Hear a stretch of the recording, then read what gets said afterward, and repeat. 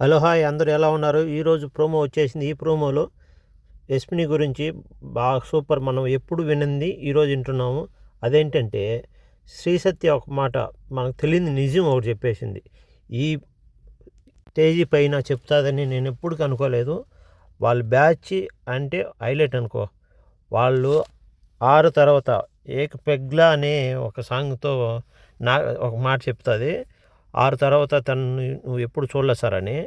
నాకు సార్కి అయితే షాక్ అయిపోయాడు. షాక్ అయ్యి అమ్మ నువ్వు బ్రాండ్ ఏదమ్మా అని చెప్పి అడుగుతాడు.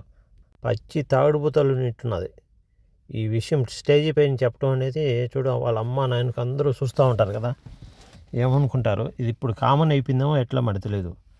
ప్లీజ్ మీరేమనుకుంటున్నారు కామెంట్ చేయండి.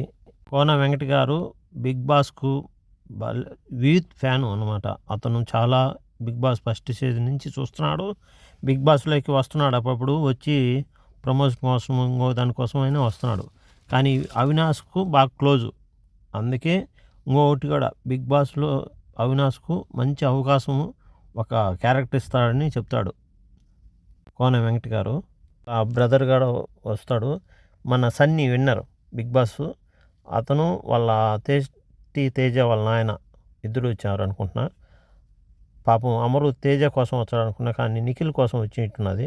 ఒక మాట చెప్పాలి, అవినాష్ ఒక పెగ్గు కోసము 3 లక్షలు పెట్టింది యష్మిని అని. నాకు సార్ ఇచ్చాడు, నువ్వు చెప్తే 3 లక్షలు ఇస్తాను అని ప్రైజ్ మనీ కోసము. ఆ మూమెంట్లోనే అప్పుడు చెప్తుంది మామ ఏక పెగ్లా అనే పాట వస్తుంది. అప్పుడు నాకు సార్ సత్యాన్ని గురించి ఒక విషయం చెప్పాను తెలుసంట. ఏంటిది అని అడుగుతాను అవినాష్ను. సార్ తన గురించి కూడా నాకు తెలుసు సార్ అని అన్నప్పుడు ఒక మాట చెప్తుంది శ్రీ సత్య. నువ్వు చెప్తుంది అబ్రాడ్కి వెళ్ళి అవినాష్ నువ్వేం చేస్తావు అని. సార్ దొరికిపోయినాడు రా అని చిన్నగా అంటాడు. అబ్రాడ్కి వెళ్ళినప్పుడు ఏం చేస్తారమ్మా, అది బయట పెట్టుకునేది కాదు, ఇప్పుడు వైపు చూస్తూ ఉంటుంది. అన్నీ కొంచెం తగ్గిరారా బాగుంటుంది అంటే నేను తగ్గాలని ఉన్నాను, ఎందుకంటే నాకు షర్ట్ ఇస్తానని. అది జరగదనైనా, నువ్వు కావాలంటే నీకు అదృష్టం రాసిపెట్టి ఉండాలి, అది జరుగుతుంది అప్పుడని. కానీ కోన వెంకట గారిని ఒక మాట అడుగుతారు నాకు సారు, వీళ్ళందరికీ ఒక్కొక్క సినిమా టైటిల్ పేరు చెప్పమని. సార్ నేను తీసిన సినిమాల పేర్లు వాటిలోంచి ఒక్కొక్కటి సార్ అంటే సెల్ఫ్ నామినేషన్ టైపా మీరు చేసేదని. బల్బు అవి తీసాడు కదా, అలాంటి పేర్లు యష్మినికి బాగా సూట్ అవుతాయి. చూడండి శ్రీ సత్య ఒకటే మాట చెప్పి వెళ్ళిపోతుంది, పాత యష్మి కావాలి మాకు అని.